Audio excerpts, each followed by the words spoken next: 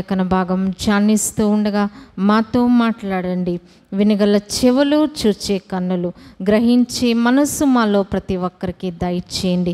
పరిశుద్ధాత్మ శక్తి అభిషేకము కోరుకుంటూ సాతాను దాని క్రియలను లయపరచుమని యేసు నామమున ప్రార్థించి వేడుకొంచున్నాం తండ్రి, ఆమేన్.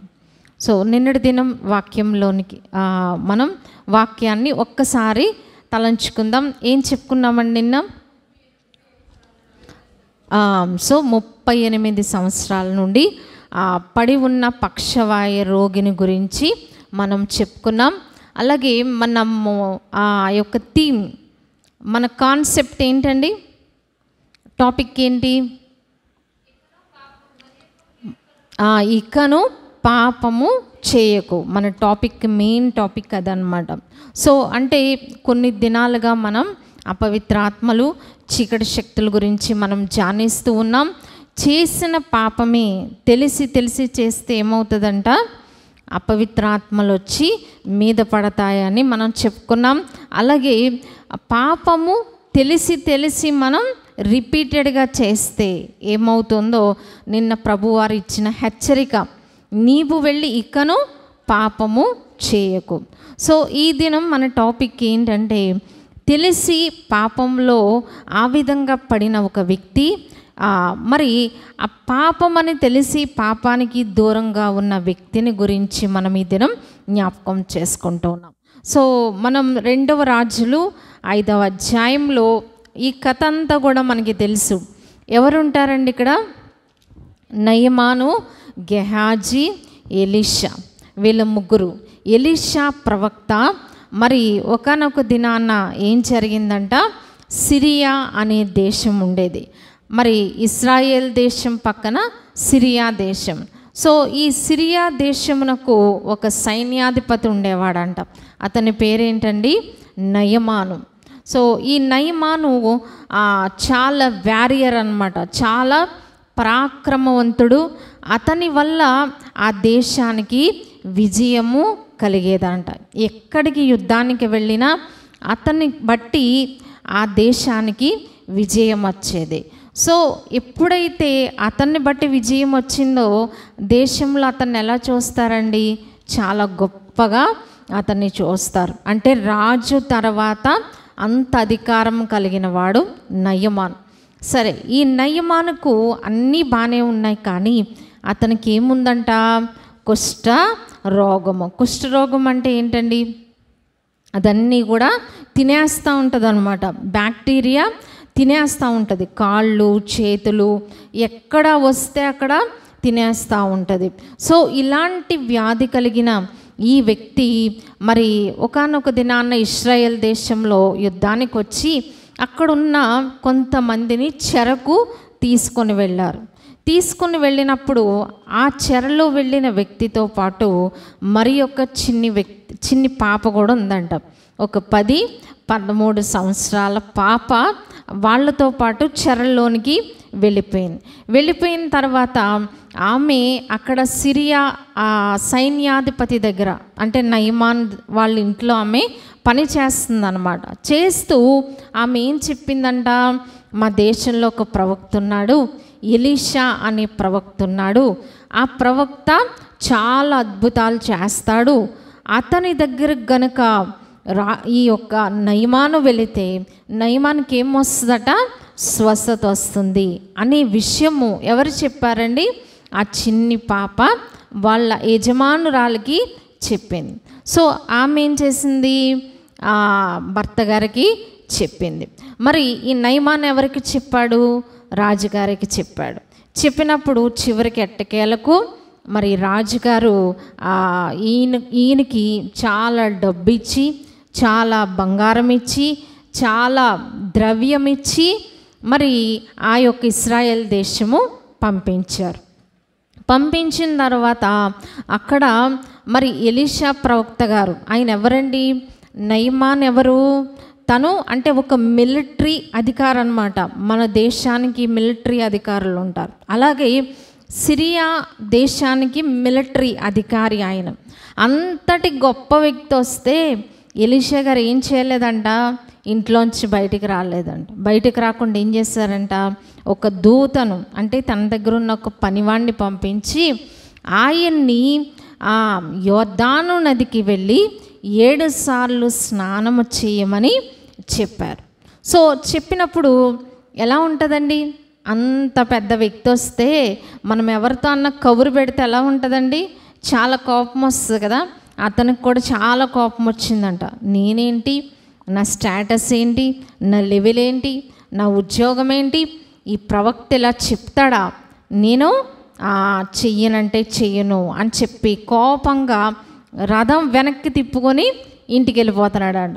ఇంటికి వెళ్ళిపోతుంటే మళ్ళా అక్కడున్న పనివాడు అన్నాడంట, ఆయనతో పాటు రథంలో కూర్చున్న పనివాడు, అయ్యగారు ఒకవేళ ఆ ప్రవక్త గారు మీకు ఇంకా ఒక ప్రత్యేకమైన పని చెప్పారు అని అనుకోండి, అంటే ఇంత డబ్బు ఇమ్మనో లేకపోతే పలానా చోటకి వెళ్ళమనో ఇలాంటి పని ఏమన్నా చెప్తే మీరు చేస్తారు కదా.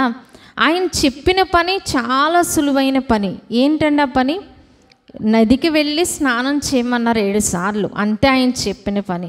ఈ పని అంత సులువయ్య గారు, దయచేసి ఈ ఒక్కసారి నా మాట వినండి అన్నాడంట. వెంటనే అతను కన్విన్స్ అయ్యి మళ్ళా వెనక్కి వెళ్ళి స్నానము చేశాడు. అతను బాగుపడ్డాడు. అతని దేహం ఎలా అయిపోయిందంట, పసిపిల్ల దేహం వలె అయిపోయింది. సో ఇంతవరకు బాగానే ఉంది.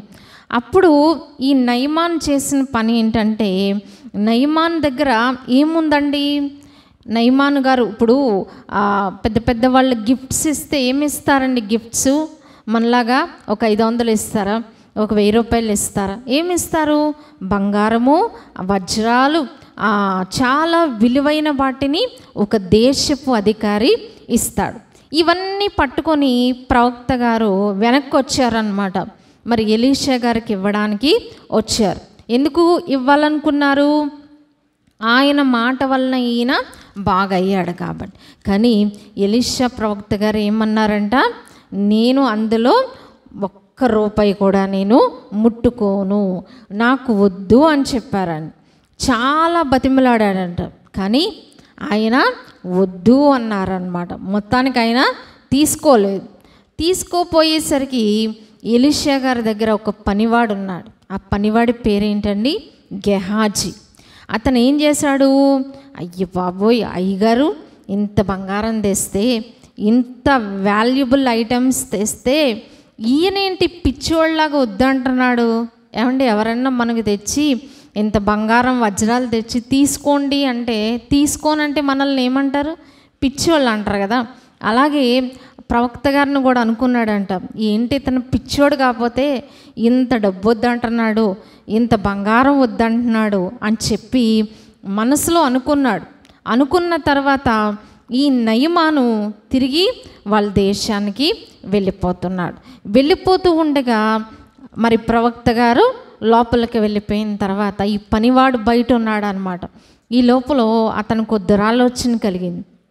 ఏంటి అంటే, నా యజమానుడు ఆ డబ్బు తీసుకోలేదు కదా, ఇంత డబ్బు వదిలేశాడు, ఇంత బంగారం వదిలేశాడు, నేను ఎలా అయినా సరే అతని దగ్గరకు వెళ్ళి ఎలా అయినా ఆ డబ్బు నేను కొంతైనా నేను తీసుకోవాలి అని అనుకున్నాడంట. అనుకొని వచ్చిందే తడవు అతను వెనక్కి పరిగెట్టుకుంటూ వెళ్ళాడంట.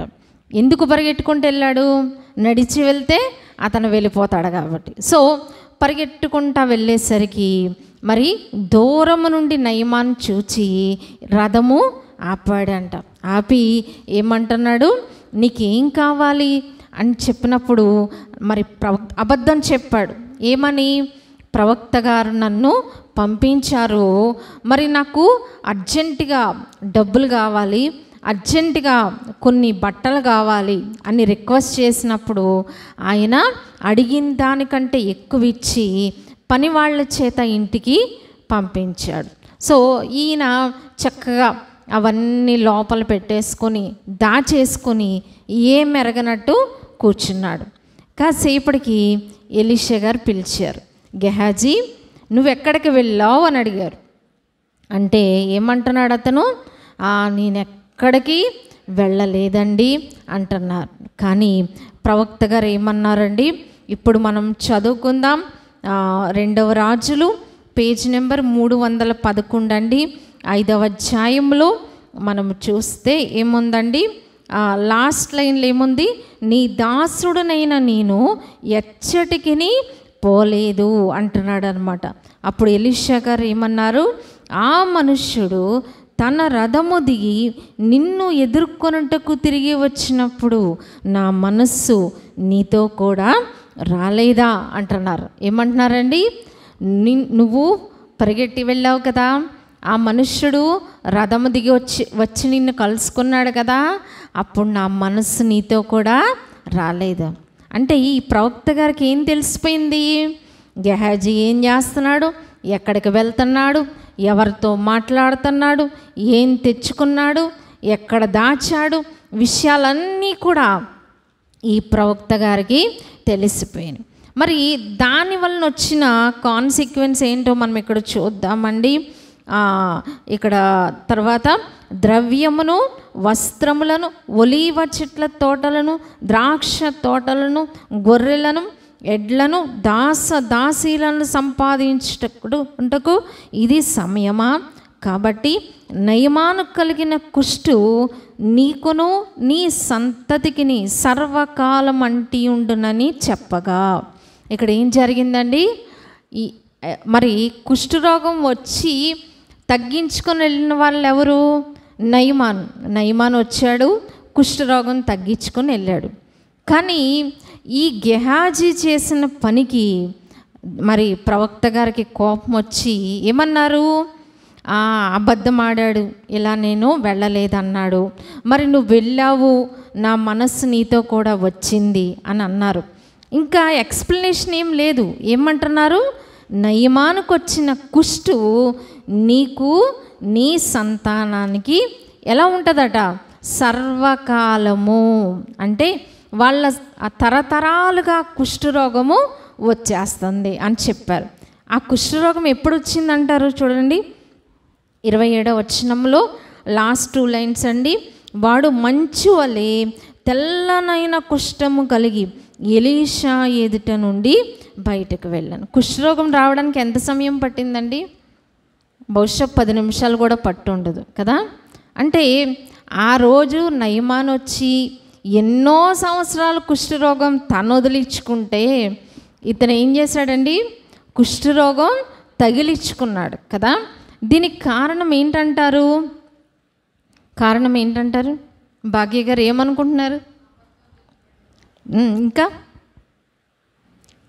ఇంకా దురాశ దుఃఖానికి చేటు. సో అంటే మనది కానిది మనం ఆశించినప్పుడు ఏమొస్తాయండి? వాళ్ళను విడిచిపెట్టిన దురాత్మలు ఇతనికి అంటుకుంది, అంతే కదా. అతని తెగులు, అతను బాగానే చక్కగా తెగులంతా పోగొట్టుకొని అతని దేహం ఎలా అయిపోయిందంట? పసిపిల్ల దేహం వలె అయిపోయి అతను వెళితే ఇతను ఏం చేశాడండి? లేనిపోని కుష్ఠరోగము తెచ్చుకున్నాడు కదా. కాబట్టి దురాశ అనేది చాలా భయంకరమైందన్నమాట. అంటే దురాశ అంటే ఏంటండి? చెడ్డ ఆశ. మనది కానిది మనం ఎప్పుడైతే ఆశిస్తూ ఉంటామో, మనది కాని దాని కొరకు మనం ఎప్పుడైతే ప్రయాసపడతామో, మరి మొట్టమొదట చాలా బాగుంటుందంట, కానీ చివరికి ఏం మిగిలిందండి? అతనికి మిగిలిందల్లా ఏంటి?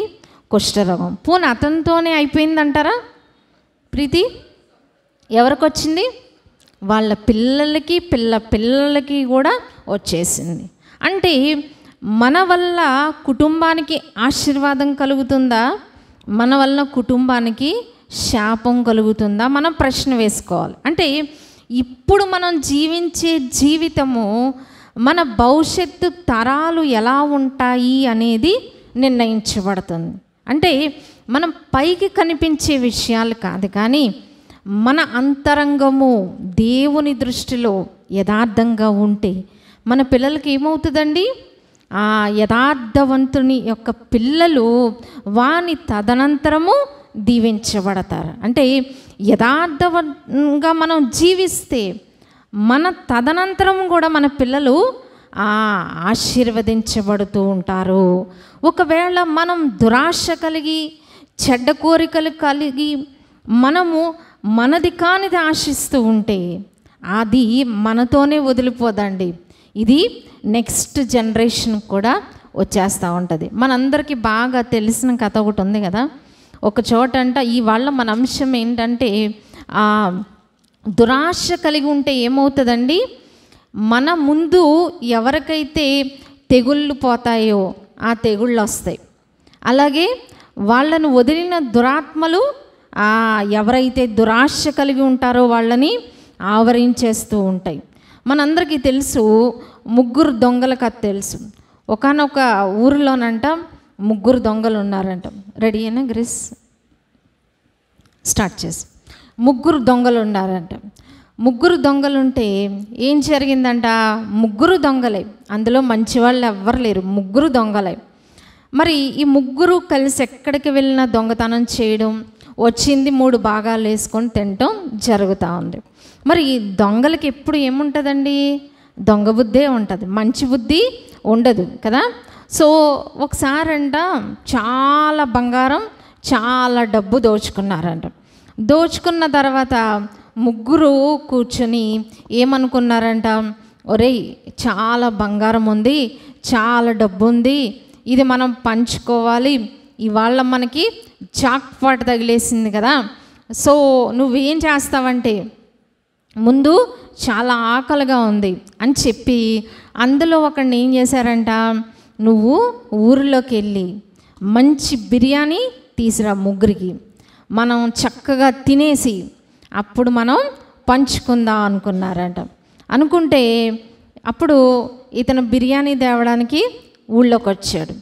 వీళ్ళిద్దరూ అతను వెళ్ళిపోయిన తర్వాత వీళ్ళిద్దరికి దురాశ వచ్చింది. ఏమొచ్చింది, ఒరే 3 భాగాలు వేసుకుంటే ఆ 3 వాటాలు అయిపోతాయి కాబట్టి వీడిని చంపేసి ఈ 2 వాటాలు వేసుకొని మన ఇద్దరం తీసుకుందాంరా అనుకున్నారంట. అనుకుంటే సరే వాడు వచ్చి రాగానే వాడిని చంపేయాలి అనే ప్లాన్ వేసుకున్నారు వీళ్ళిద్దరూ. ఓకే, ఇతను ఊళ్ళోకి వెళ్ళాడు, వీడు దొంగే వాళ్ళు దొంగలే కదండి. వాడికి వెళ్ళాక వాడికి ఒక దురాశ వచ్చింది. ఏంటి, 3 భాగాలు వేసుకుంటే 3 వాటాలు వచ్చేస్తాయి కాబట్టి వాళ్ళిద్దరిని నేను చంపేస్తే ఇదంతా కూడా నాకే వస్తుంది అనే దురాశ వాళ్ళకి వచ్చిందంట. కాబట్టి వీడు ఏం చేశాడంట, ఆ బిర్యానీలో విషం కలిపేసి వీడు చక్కగా పట్టుకొని అడవికి వెళ్ళాడనమాట. అయితే వాళ్ళిద్దరు ఏ ప్లాన్లో ఉన్నారు, వీడిని చంపేయాలని వాళ్ళు అనుకున్నారు. చివరికి ఏం చేశారంట, వచ్చి రాగానే వాడిని చంపేశారంట. చంపేసిన తర్వాత ఇద్దరు అనుకున్నారంట, ఒరే చాలా ఆకలిగా ఉంది, ముందు భోంచేసేద్దాం అనుకున్నారంట. చక్కగా ఇద్దరు కూర్చొని బిర్యానీ తిన్నారంట. వాళ్ళిద్దరూ అక్కడే చనిపోయారు. సో ఈ బంగారం ఎవరిది అవుతుంది అంటారు, ఎవరిది అవ్వలేదు. అంటే దురాశ ఏమైందండి, దుఃఖము మిగిల్చిందనమాట.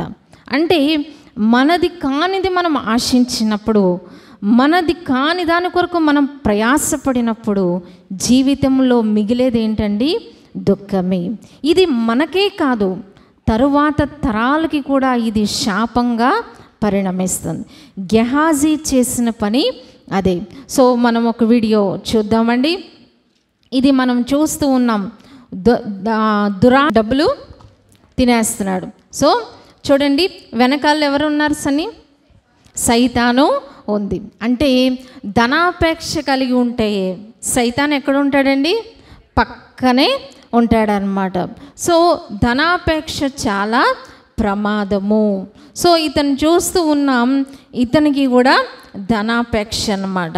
సో ధనాపేక్ష ఏంటండి, అన్ని కీడులకు మూలమైనది ధనాపేక్ష.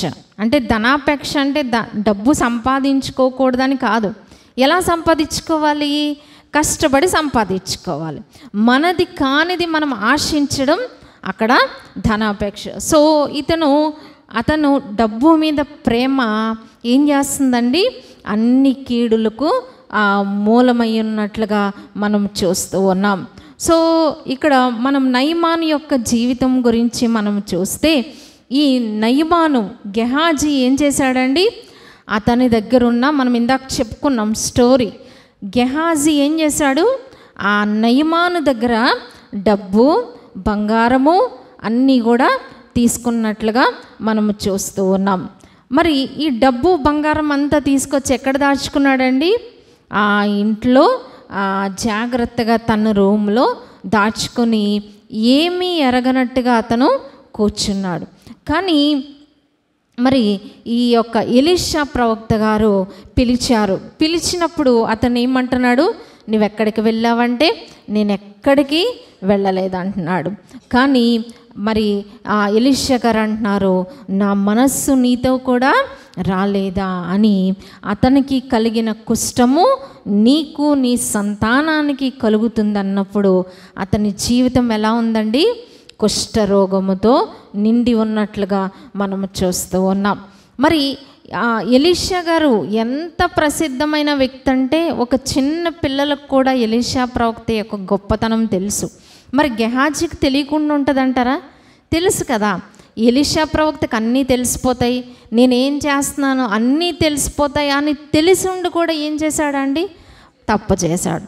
తెలిసుండి తప్పు చేస్తూ ఉంటే మనకి పాపం యొక్క ఆ యొక్క కాన్సిక్వెన్స్ తెలిసి కూడా మనము చేస్తూ ఉంటే, నిన్న మనం చెప్పుకున్నాం, అందుకే ప్రభు వార్నింగ్ ఇచ్చారు. ఏం వార్నింగ్ అండి, నీవు వెళ్ళి ఇకను పాపము చేయకు.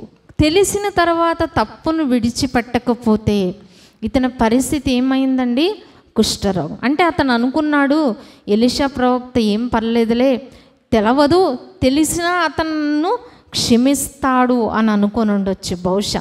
కానీ అన్ని సమయాలు మనవి కావు కాబట్టి, సో ఇతని యొక్క జీవితం మరి ఎంత చక్కగా ప్రవక్త గారు నా కాలంలో ఎలా చూసేవారంటే రాజుగారితో సమానంగా చూసేవారు. మరి రాజుగారి దగ్గర పనివాడంటే ఏం చేస్తారండి, ఎమ్మెల్యేతో పాటు ఎంపీలతో పాటు ఎవరైనా వచ్చారనుకోండి, వాళ్ళను కూడా మనం గౌరవిస్తాం. అంతటి గౌరవం జీవితాన్ని తను కోల్పోయినట్లుగా మనం చూస్తూ ఉన్నాం. సో ఇక్కడ మనం ముగ్గురు దొంగల కథ చెప్పుకున్నాం కదా, వీళ్ళు ఏం చేశారు, చక్కగా డబ్బు దోచుకున్నారు. దోచుకొని ఏం చేశారండి, అదంతా కూడా చాలా బంగారం వజ్రాలు వైడూర్యాలు వీళ్ళకి దొరికేసినాయి అన్నమాట, జాక్పాట్. కానీ అందులో ఒకడికి ఏమొచ్చింది, దురాశ వచ్చింది. అతను ఈ బంగారం అంతా మనమే పంచుకుందామని చెప్పి అతన్ని భోజనానికి పంపించారు. మరి వీళ్ళిద్దరూ దురాలోచన చేశారు. మరి అతను రాగానే చంపేయాలి అని అనుకున్నారు. మరి అతను వచ్చినప్పుడు అతన్ని ఏం చేశారండి, చంపేశారు. ఈ లోపల అతను ఏం చేశాడండి, వాళ్ళని చంపేయాలని అందులో విషాన్ని కలిపాడు. కానీ చివరికి ఏం జరిగిందండి, ముగ్గురు కూడా చనిపోయినట్లుగా మనము చూస్తూ ఉన్నాం. మరి దురాశ యొక్క ముగింపు ఎలా ఉంటుందంటే దుఃఖము తప్ప ఏమీ కూడా మిగలదు. అంటే ఫస్ట్లో అది ఎలా ఉంటుంది, చాలా ఆనందంగా ఉంటుంది. పాపం ఏదైనా మనం అనుభవించడానికి చాలా ఆనందం, కానీ దాని యొక్క ముగింపు ఎలా ఉంటుందండి, దుఃఖాన్ని మిగులుస్తూ ఉన్నట్లుగా మనం చూస్తూ ఉన్నాం. మరి ఇతను సెల్ ఫోన్ చూస్తున్నాడు. ఇప్పుడు పిల్లలకే కాదు పెద్దోళ్ళకి కూడా పెద్ద వ్యసనము సెల్ ఫోన్ చూస్తున్నాడు. కానీ వెనకాల ఏముందండి, సైతాన్ ఉంది. సో మరి సెల్ ఫోన్స్లో ఏం చూస్తున్నారో, ఏం వింటూ ఉన్నారో, మరి వెనకాల ఉన్న చీకటి శక్తి ఈ అబ్బాయికి తెలుస్తుందా, తెలియట్లేదు. అంటే సెల్ ఫోన్లో ఆనందాన్ని వెతుక్కుంటూ ఉన్నాడు, కానీ వెనకాల చీకటి శక్తులు ఆవరించినాయి. అంటే దేవునికి విరుద్ధంగా మనం చేసేది ఏదైనా మనకి సంతోషాన్ని ఇచ్చినా దాని వెనకాల అపవాది ఉంటాడు. సో ఇక్కడ నెక్స్ట్ మనం చూస్తున్నామండి, ఇతను యోసేపు యొక్క జీవితం మనం చూసినప్పుడు యోసేపు గురించి మనందరికీ తెలుసు. యోసేపు తను ఎక్కడైతే పనిచేస్తూ ఉన్నాడో ఆ భార్య ఏం చేసింది, అతని మీద కన్ను వేసి మరి ఆమెను అతన్ని ప్రలోభపరిచింది. కానీ యోసేపు గారు ఏం చేశారండి? పాపమునకు దూరంగా పారిపోయారు. అతను అనుభవించవచ్చు, ఆమెతో సంతోషాన్ని పొందవచ్చు, కానీ పాపం యొక్క ప్రతిఫలాన్ని అతను చూచాడనమాట. అంటే ఈమె ఎలా ఉందండి? ఈమె లోపలి స్థితి ఈ విధంగా ఉంది. అంటే ఇతను ఏం చూస్తున్నాడు? ఆమెను చూడట్లే. అతను ఏం చూస్తున్నాడు? యోసేపు పాపం యొక్క పర్యవసానాన్ని తను చూస్తున్నాడు. అంటే ఈమె పైకి చాలా అందంగా ఉన్న లోపల ఆమె స్థితి ఎలా ఉందండి? ఇలా ఉంది. అంటే యోసేపు గారు ఏం చూస్తున్నారు? లోపల చూస్తున్నారా, బయట చూస్తున్నారా? లోపల చూశారు కాబట్టి పాపం చేయలేదు కదా. పైనే చూస్తే ఆమె అందాన్ని మాత్రమే అతను చూస్తే, అంటే చివరికి ఆ పాపం యొక్క ప్రతిఫలము ఎలా ఉందండి? చాలా భయంకరముగా ఉన్నట్లుగా. ఎవరు దాడి చేస్తారు పాపం చేస్తే? అపవాది, చీకటి శక్తులు యోసేపు మీద దాడి చేస్తాయి. కాబట్టి యోసేపు పాపం యొక్క ప్రతిఫలానికి భయపడ్డాడు. మనం కూడా పాపాన్ని ప్రేమిస్తాం, కానీ పాపం యొక్క ప్రతిఫలాన్ని మనం గుర్తించమన్నమాట. నిజంగా పాపం యొక్క ప్రతిఫలం గుర్తిస్తే మనం ఏం చెయ్యం? పాపము చెయ్యము. సో యోసేపు ఆమె యొక్క అంతరంగము, ఆమెలో ఉన్న చీకటి శక్తిని అతను చూచాడు కాబట్టి పాపమునకు దూరముగా పారిపోయాడు. సో మనం ఏం చేయకూడదంట? పాపముతో ఆటలాడకూడదు. పాపముతో ఆటలాడితే ఏమవుతుందండి? పాముగా తిరిగి కాటేస్తూ ఉంటుంది. కాబట్టి ఈ వ్యక్తిని మనం చూస్తూ ఉన్నాం. పాపం ఎలా ఉంటుందట? తేనెలాగా తీయగా ఉంటుంది కదా. ఇందాక మనం చెప్పుకున్నాం, దొంగతనం తెచ్చుకున్న డబ్బు ఎలా ఉంటుందండి? అబ్బా, కష్టపడకుండా ఇంత బంగారం, కష్టపడకుండా ఇంత డబ్బు దొరికేసిందని అనిపిస్తుంది. కానీ అది ఎలా ఉంటుంది? తినేటప్పుడు తేనెలాగా ఉంటుంది అనమాట. కానీ వెనకాల ఏముందండి? పాము ఉంది. పాము కనిపిస్తుందా మీకు? పాము తలకాయ. అభిదా కనిపించిందా? పాము కనిపించిందా? ఎంత ఉంది పాము? చిన్నగా ఉందా, పెద్దగా ఉందా? పెద్దగా ఉంది. చూసావా? సో అంటే ఇదే మనం చూస్తాం. నిజంగా పాపం యొక్క పర్యవసానం, పాపం యొక్క ఫలితాన్ని మనం చూడాలి. పాపం చేసే ముందు దేన్ని చూడాలండి? పాపం యొక్క ఫలితాన్ని, పర్యవసానాన్ని మనం చూసినప్పుడు ఈ తేనె దగ్గరికి మనం వెళ్తామండి? వెళ్ళం. కానీ ఈమె అది కోరుకున్నది. అలాగే ఈ వ్యక్తిని మనం చూస్తున్నాం. ఇతను ఒక పార్టీలో ఉన్నాడు. తను హ్యాపీగా వాళ్ళతో చక్కగా అనుభవిస్తూ ఉన్నాడు. కానీ అతని యొక్క జీవితం మరి ఎలా ఉందండి? పక్కన చివరికి ఏం మిగులుతుంది?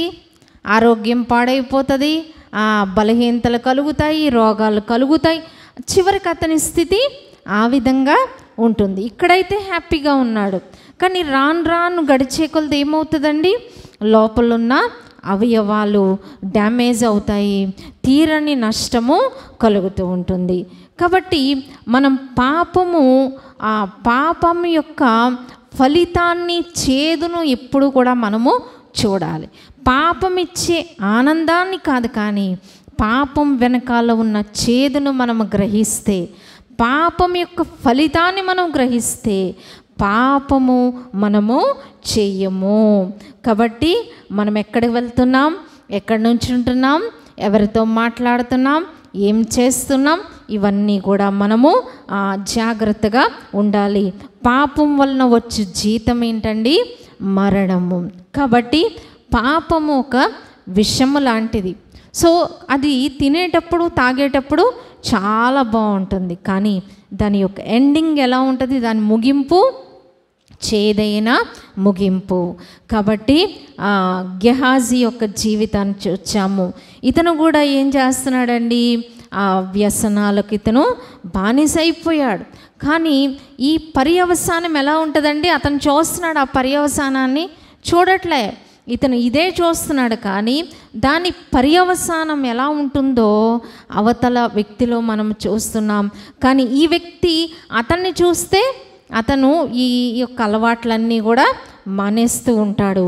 కాబట్టి పాపం యొక్క ఫలితము చాలా భయంకరంగా ఉంటుంది. కాబట్టి మనం ఏది చూస్ చేసుకుంటున్నాం, ఏది మనం వెతుక్కుంటూ ఉన్నాం, ఏది మనం సెలెక్ట్ చేసుకుంటున్నాం అనేది చాలా ప్రాముఖ్యం.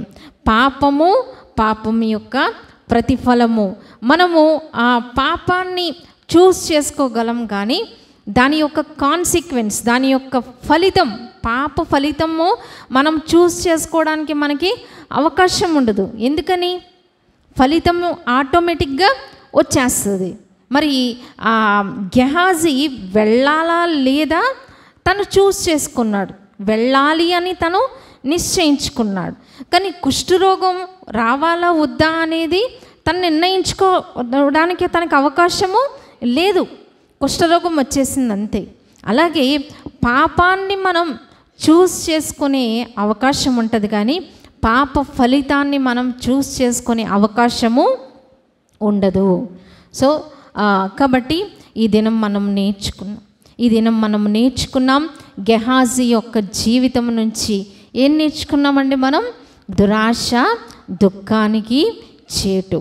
అంటే పాపం యొక్క ఫలితాన్ని మనము గమనిస్తే పాపానికి ఎలా ఉంటాం?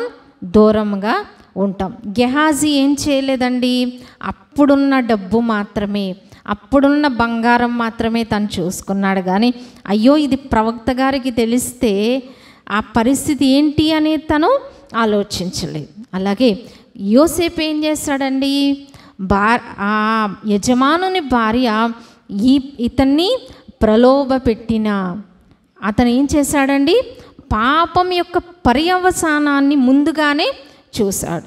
కాబట్టి పాపము సంతోషాన్ని ఇస్తుంది, పాపము ఆనందాన్ని ఇస్తుంది, పాపము మంచి ప్లెజర్ ఇస్తుంది. కానీ అది ఎంతసేపు అండి? పాపం ఇచ్చే ఆ సుఖము సంతోషం ఎంతసేపు ఉంటుంది? క్షణికమే.